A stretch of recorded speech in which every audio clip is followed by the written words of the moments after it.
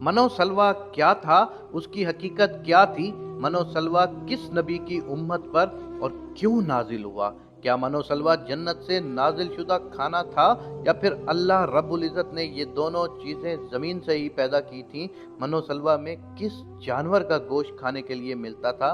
यही हमारी आज की वीडियो का मौजू है और आज हम आपको ये भी बताएंगे कि बनी इसराइल की कौम 40 बरस तक एक ही मैदान में क्यों भटकती रही और अल्लाह रब्बुल इज़्ज़त ने बनी इसराइल की कौम पर किन किन इनामात की बरसात फरमाई और उसके बावजूद वो क्यों इतने भटक गए और अल्लाह रब्बुल इज़्ज़त की नाफरमानियों में क्यों पड़ गए।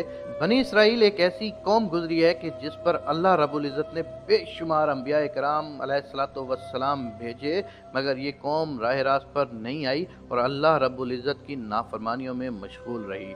अल्लाह रब्बुल इज़्ज़त ने बनी इसराइल पर बेशुमार इनामात की बरसात भी फरमाई। कुरान मजीद फुरकान हमीद की सूरह बकरा की आयत नंबर 57 में इरशाद बारी ताला है, और हमने तुम पर बादल का साया किया और तुम पर मनो सलवा उतारा और कह दिया कि ये हमारी दी हुई पाकीज़ा चीज़ें खाओ, और उन्होंने हम पर जुल्म नहीं किया, अलबत्ता वो खुद अपनी जानों पर जुल्म करते थे।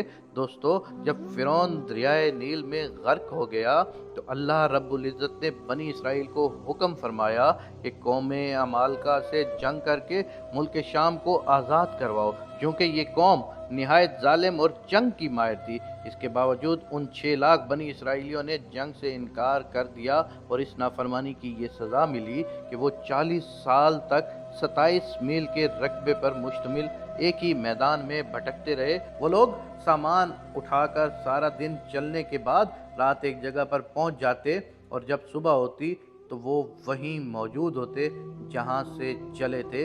इस जगह को मैदान तया यानी भटकते फिरने की जगह कहा जाता है।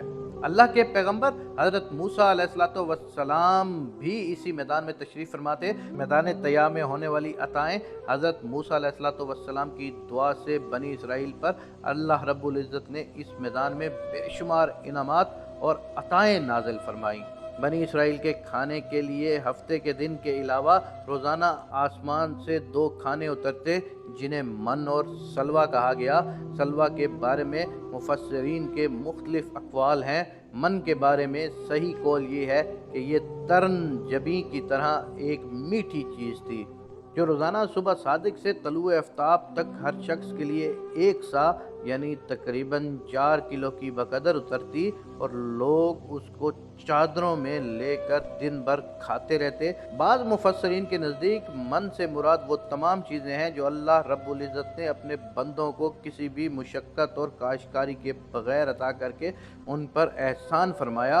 और सलवा के बारे में सही कौल ये है कि ये एक छोटा सा परिंदा था और इसके बारे में एक कौल ये भी है कि ये परिंदा भुना हुआ बनी इसराइल के पास आता, और एक कौल ये है कि जनूबी हवा इस परिंदे को लाती और बनी इसराइल इसका शिकार करके खाते।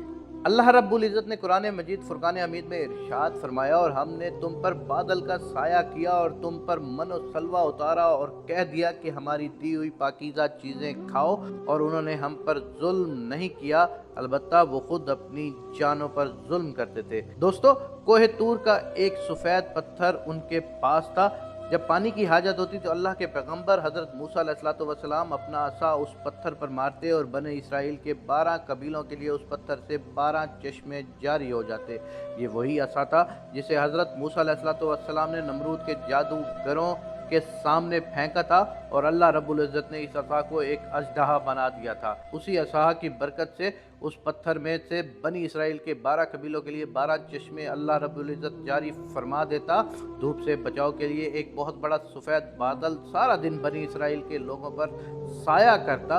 रात में मैदान के बीच में एक नूरानी सतून उतरता जिसकी रोशनी में वो लोग काम काज करते। अल्लाह रब्बुल इज़्ज़त ने उन लोगों पर इतनी अनायतें की कि उनके बाल और नाखून तक नहीं बढ़ते थे, कपड़े फटते ना ही मैले होते, पैदाइशी बच्चों के जिस्म पर कुदरती लिबास होता और जो जिस्म के साथ साथ बड़ा होता जाता।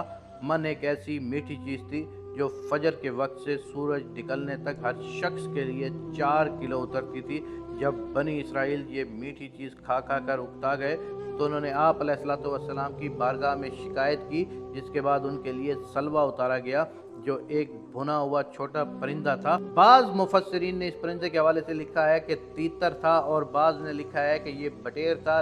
منو سلوہ کے حوالے سے روایات میں آتا ہے کہ یہ ایک ایسا کھانا تھا جو انتہائی آسانی سے ہضم ہو جاتا تھا، رنگ، خوشبو اور ذائقے میں بے مثال تھا، ہر طبیعت و مزاج کو موافق آتا تھا۔ پھر اللہ رب العزت نے بنی اسرائیل کو نافرمانی کی سزا دی، کیونکہ حضرت موسیٰ علیہ السلام کا حکم تھا کہ کھانا روز کا روز کھا لیا جائے سوائے جمعہ کے، کل کے لیے بچا کے نہ رکھا جائے۔ کہ ہفتہ کو من و سلوہ نازل نہیں ہوتا تھا، مگر بعض ضعیف الاعتقاد لوگوں کو یہ ڈر لگنے لگ گیا کہ اگر کسی دن من و سلوہ نہ اترا تو ہم لوگ اس بیابان و چٹیل میدان میں بھوکے مر جائیں گے۔ چنانچہ ان لوگوں نے کچھ چھپا کر کل کے لیے رکھا، تو نبی کریم صلی اللہ علیہ وآلہ وسلم نے اس حوالے سے بڑی تفصیل سے بیان فرمایا کہ اللہ کے پیغمبر حضرت موسیٰ علیہ السلام کی اس نافرمانی سے ایسی نحوست پھیل گئی کہ جو کچھ لوگوں نے کل کے لیے جمع کیا تھا وہ سب سڑ گیا اور آئندہ کے لیے اس کا اترنا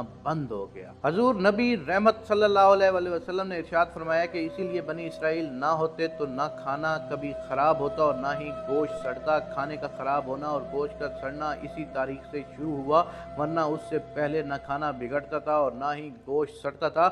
ان تمام عطاؤں اور انعامات کا ذکر اللہ رب العزت نے قرآن مجید فرقان حمید میں بڑی تفصیل کے ساتھ بیان فرمایا ہے، اور فرمایا ہے کہ جب تم نے موسیٰ سے کہا کہ اے موسیٰ، ہم میں سے ایک ہی قسم کے کھانے پر ہرگز صبر نہ ہو سکے گا، اس لیے اپنے رب سے دعا کیجئے کہ وہ ہمیں زمین کی پیداوار اور ساتھ پکڑی گئیوں مسور اور پیاز دے۔ آپ نے فرمایا کہ بہتر چیز کے بدلے ادنا چیز کیوں طلب کرتے ہو؟ اچھے شہر میں جاؤ، وہاں تمہاری چاہت کی یہ سب چیزیں ملیں گی۔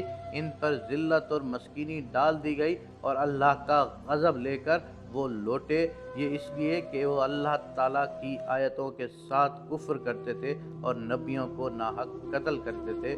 یہ ان کی نافرمانیوں اور زیادتیوں کا نتیجہ ہے۔